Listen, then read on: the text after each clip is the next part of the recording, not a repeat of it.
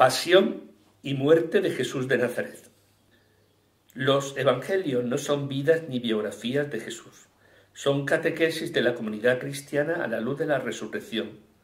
Se ha escrito que los evangelios son relatos de la pasión precedidos de una larga introducción, Caler.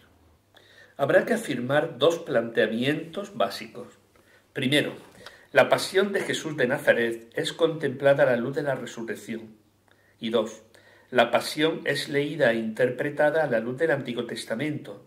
Por esta razón, la narración de la pasión se encuentran intercaladas múltiples alusiones a textos del Antiguo Testamento.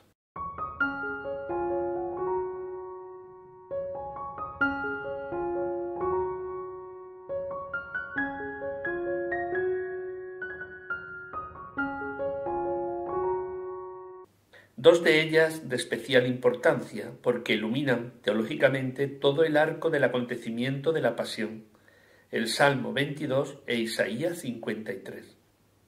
El sentido de la meditación de la pasión y muerte de Jesús tiene un valor soterológico. Murió por nosotros y por nuestros pecados. Y en el lenguaje neotestamentario, la muerte de Cristo se contempla como sacrificio expiatorio, limpia los pecados, y como acto redentor, libera del mal.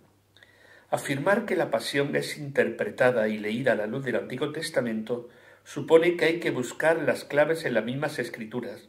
Por esta razón, la muerte de Jesús es interpretada como la muerte del profeta, la muerte del justo injustamente tratado y la muerte del siervo sufriente.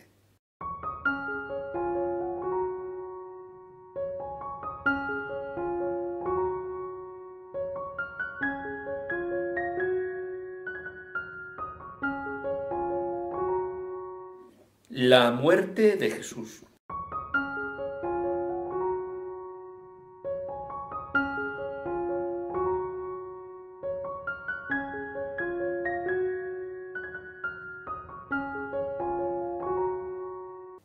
Desde el principio, la muerte aparece como una amenaza en la vida de Jesús. El éxito, fracaso. Simpatías, hostilidad. Seguidores, enemigos. Se mezclan desde el principio en la vida de Jesús. Prácticamente no tuvo tiempo de triunfar y desde el principio de su ministerio público traman su muerte. A través de la lectura de los evangelios sinópticos y de San Juan, contemplamos que la muerte atroz de Jesús no puede desligarse de su vida y de su predicación. Su pasión es el culmen de una existencia marcada por la total entrega a hacer presente el reino de Dios. Su muerte violenta fue una consecuencia de su obrar, de su pretendida autoridad que había caracterizado su vivir, su relativización de la ley del templo, su descarada libertad, su nueva imagen de Dios como Abba, su cercanía con los pecadores y excluidos, su exigencia de conversión, su crítica profética contra los dueños del poder socio-religioso político. Su vida provocó el conflicto y la oposición de las autoridades judías y romanas. En definitiva, su tiempo le pasó la factura. No buscó la muerte, pero pudo prever su muerte meditando la muerte de los profetas de San Juan Bautista y la radicalidad de su mensaje.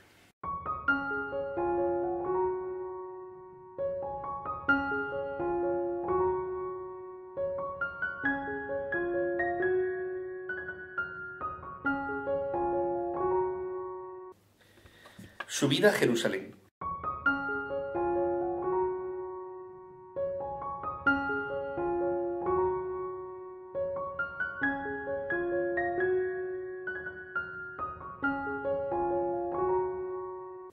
Según los evangelios, el desenlace lo desencadenaba la subida de Jesús a la ciudad santa, Jerusalén.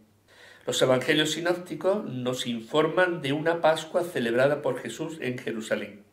Sin embargo, el Evangelio de San Juan refiere que Jesús celebró 3 fiestas de Pascua durante su vida pública. Una en relación a la purificación del templo, capítulo 2, versículos 13 al 25. Otra con ocasión de la multiplicación de los panes, capítulo 6, versículo 4. Y otra, la Pascua de la muerte y resurrección, capítulo 12, 1 al 13, 1. Según los 4 evangelios, Jesús fue con sus seguidores a Jerusalén para celebrar allí la fiesta de Pascua. Entró a lomos de un asno para que se cumplieran las palabras del profeta Zacarías. He aquí que tu rey viene a ti manso y montado sobre un asno, sobre un pollino, hijo de una bestia de carga. Profeta Zacarías, capítulo 9, versículo 9. Fue recibido por una multitud que lo aclamó como hijo de David. Una proclamación mesiánica gritan palabras del Salmo 118. Jesús entró cubierto de humildad, montado en un asno, y no como los grandes militares y reyes que entraban en caballos. Jesús no sólo encontró en Zacarías la imagen del Rey de la Paz que llega sobre un burro, sino también la del pastor herido que con su muerte trae la salvación. La Iglesia naciente pudo ver en la entrada de Jesús la representación anticipada de lo que ella misma hace en la liturgia. Así como el Señor entró en la ciudad santa a lomos de un asno, la Iglesia lo veía llegar siempre nuevamente bajo la humilde apariencia de pan y de vino. Así lo proclama entre ellos la Didaché y Benedicto XVI.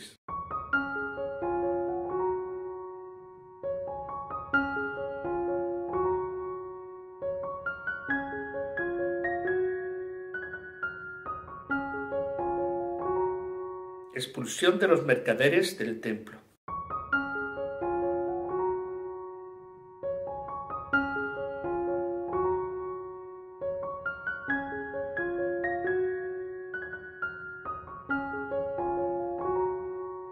Según los evangelios sinópticos, a continuación fue al templo de Jerusalén y expulsó de allí a los cambistas y a los vendedores de animales para los sacrificios rituales. Mateo 21, Lucas 19 y Marcos 11. En cambio, el Evangelio de San Juan sitúa este episodio al comienzo de la vida pública de Jesús y lo relaciona con una profecía sobre la destrucción del templo. Juan capítulo 2. Jesús, según los evangelios, usa una cita del profeta Jeremías. Habéis hecho de mi casa una cueva de bandidos. Jeremías capítulo 7 versículo 11. Y recordemos que Jeremías aboga por la unidad entre el culto y la vida en la justicia delante de Dios y la no politización de la fe. Jesús realiza este gesto profético en el templo, abogando por su única mediación válida entre el hombre y Dios. Destruid este templo y yo en 3 días lo levantaré. Evangelista San Juan, capítulo 2, versículo 19. En definitiva, la señal que establece el culto verdadero es su cruz y resurrección. Ha llegado el momento de adorar a Dios en espíritu y en verdad, y el verdadero templo es Jesús.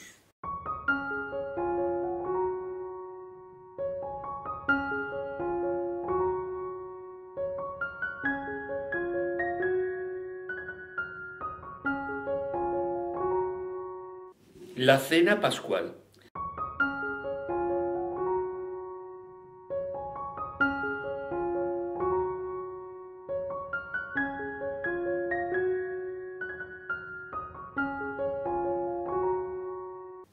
Se conservan 4 relatos, los 3 de los sinópticos. Evangelio de San Mateo, capítulo 26, versículos 26 al 29, Evangelio de San Marcos, capítulo 14, versículos 22 al 25, y el Evangelio de San Lucas, capítulo 22, versículos 14 al 20, y el de San Pablo, primera carta a los Corintios, capítulo 11, versículos 23 al 26. Según el relato de San Juan, al comienzo, en un gesto cargado de significado, Jesús lava los pies a los discípulos, dando así ejemplo humilde de servicio. Evangelio de San Juan, capítulo 13, versículos 1 al 20. Según los evangelios sinópticos, la cena de despedida fue una cena pascual en el 15 de Nisán, mientras que en San Juan no, queriendo presentar a Jesús como el Cordero Pascual que se inmola por todos en el 14 de Nisán. Muy pronto fue considerada la última cena como la Pascua de Jesús, donde no sólo anunciaba su muerte, sino que incluía en los dones eucarísticos también una anticipación de la cruz y la resurrección. Los gestos y las palabras de Jesús dieron lugar al sacramento y que constituyen el núcleo del nuevo rito. Y tomando pan, dio gracias, lo partió y se lo dio diciendo: «Esto es mi cuerpo, que es entregado por vosotros. Haced esto en memoria mía. Evangelio de San Lucas, capítulo 22, versículo 19.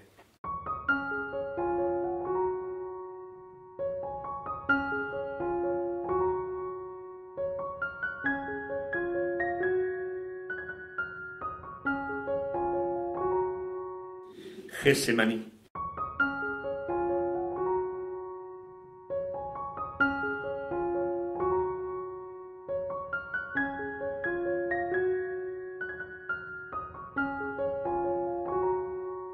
La agonía de Jesús en el huerto de los olivos es un hecho afirmado en los 4 evangelios.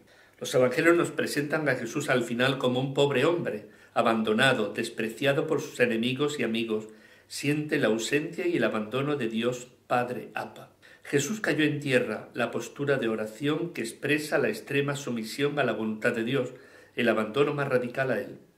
Jesús debe experimentar la incomprensión, la infidelidad, incluso dentro del círculo más íntimo de los amigos, y de este modo cumplir la Escritura.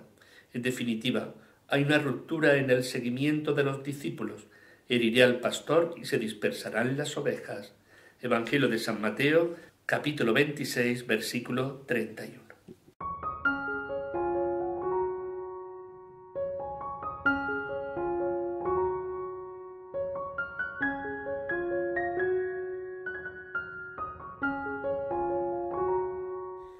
Traición de Judas y negación de Pedro.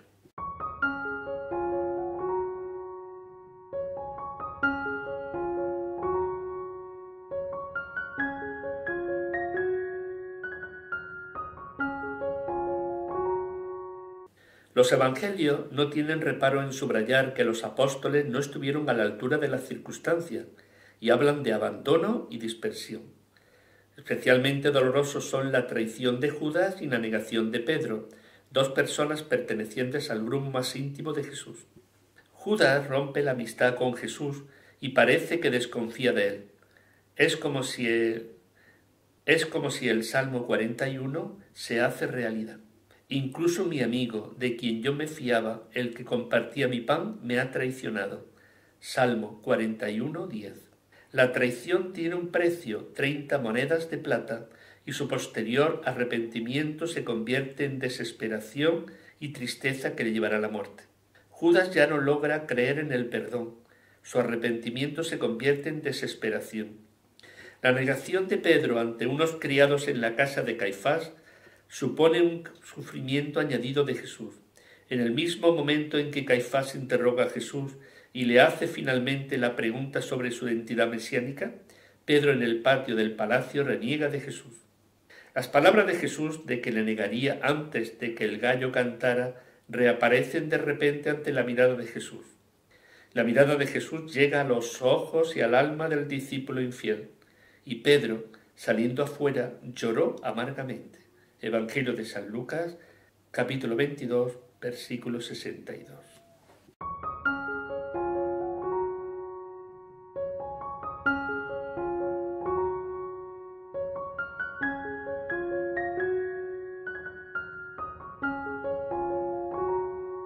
Procesos judiciales de condena a Jesús.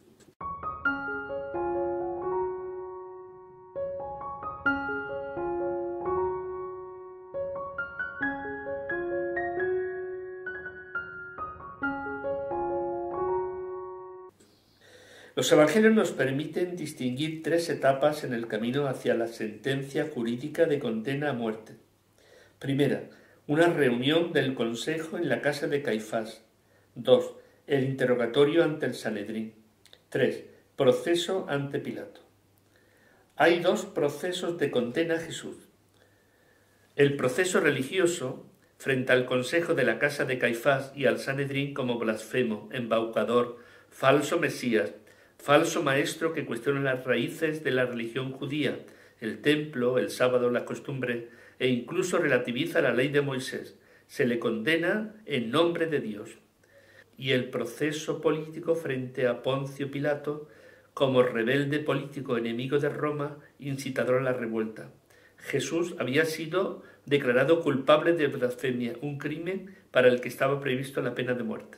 Jesús había declarado a sí mismo Mesías y de esta manera había reclamado para sí la dignidad regia. La reivindicación de la realeza mesiánica era un delito político que debe ser castigado por la justicia romana. La acusación de que Jesús había declarado rey de los judíos era muy grave. Los reyes debían ser legitimados por Roma y obtener de Roma sus derechos de soberanía. Un rey sin esa legitimidad era un rebelde que amenazaba la paz romana y se convertía en reo de muerte.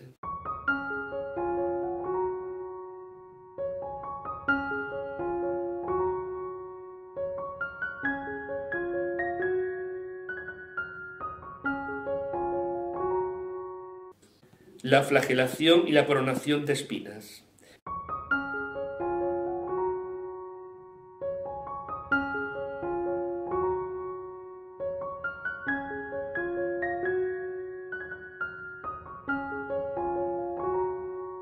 La flagelación era el castigo que, según el derecho romano, se infligía como pena concomitante a la condena de muerte. Los evangelios nos hablan de la coronación de espinas por parte de los soldados como un acto de humillación y de burla hacia el reo que se proclama rey. El manto de color púrpura, la coronación de espina y el cetro de caña lo atestiguan, unido a las bofetadas que les acompañan.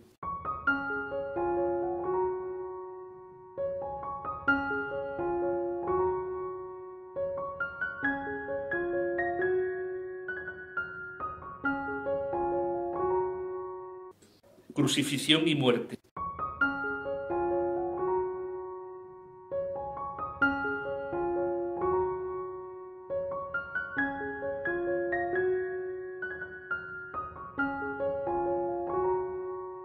No olvidemos que la pasión y la crucifixión es leída e interpretada a la luz del Antiguo Testamento. Por esta razón, la narración de la pasión se encuentran intercaladas múltiples alusiones a textos del Antiguo Testamento, dos de ellas de especial importancia porque iluminan teológicamente todo el arco del acontecimiento de la pasión, el Salmo 22 y Isaías 53. En el momento de la muerte, Jesús dirá algunas palabras distintas en cada evangelista. Según San Marcos y San Mateo, Jesús morirá con el Salmo 22. Dios mío, ¿por qué me has abandonado? Según San Lucas, Jesús morirá con el Salmo 31. Padre, perdónalos porque no saben lo que hacen. Y según San Juan, Jesús terminará con la expresión todo está cumplido.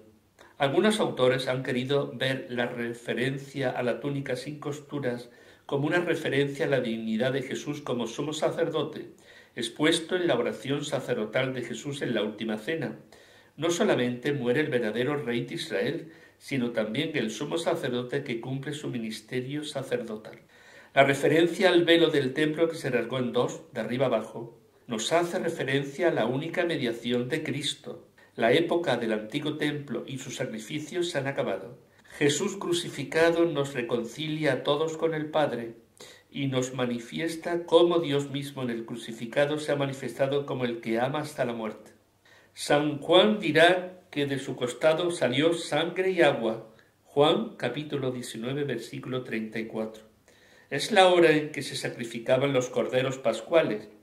Estaba previsto que no se les debía partir ningún hueso. Jesús aparece como el verdadero cordero pascual que es puro y perfecto. Los padres han visto en el doble flujo de sangre y agua una imagen de los dos sacramentos fundamentales, la Eucaristía y el bautismo, que emanan del costado traspasado del Señor, de su corazón. Ellos son el nuevo caudal que crea la Iglesia y renueva a los hombres. Benedicto XVI.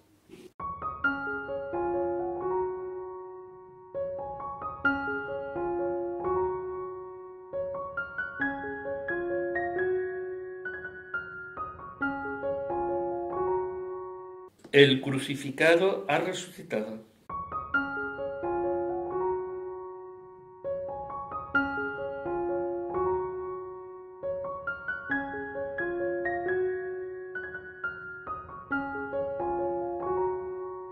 Todas las fuentes cristianas sin distinción afirman la resurrección de Jesús. Es más, la resurrección de Jesús es la afirmación cardinal de la fe cristiana. En La carta de San Pablo I a los Corintios, en el capítulo 15, versículos 3 al 5, se afirma que si Cristo no ha resucitado, entonces nuestra predicación no tiene contenido, ni nuestra fe tampoco. Los apóstoles apelarán siempre a la experiencia pascual fundante de Jesús de Nazaret y a la esencia misma de toda su predicación. Dios ha resucitado al crucificado y nosotros somos testigos.